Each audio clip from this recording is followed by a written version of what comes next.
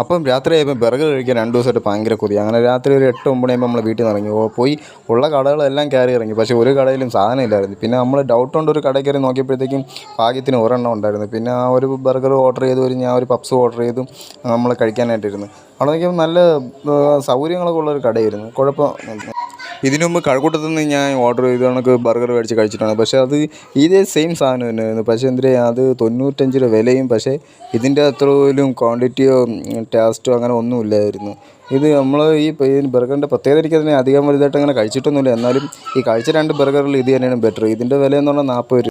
ഞാനങ്ങനെ ബർഗറൊന്നും അങ്ങനെ കഴിക്കുന്ന ടൈപ്പൊന്നുമല്ല. എനിക്ക് അധികം ബർഗറും അങ്ങനെ ഐറ്റംസൊന്നും കഴിക്കുന്ന വലിയ ഇഷ്ടമുള്ള ആളൊന്നുമല്ല. പിന്നെ വൈഫിനൊക്കെ ഭയങ്കര ഇഷ്ടമാണ്. എന്താണെന്ന് അറിഞ്ഞൂടാ, ഇതിലുള്ള പ്രത്യേകത എന്താണെന്ന് അറിഞ്ഞൂടാ. എനിക്ക് സാധാ ഫുഡൊക്കെയാണ് ഭയങ്കര ഇഷ്ടമാണ്. എനിക്ക് കൂടുതലും കഴിക്കാറുള്ളത് ഞാൻ ഈ മുട്ടയുടെ വെള്ളയൊക്കെയാണ്.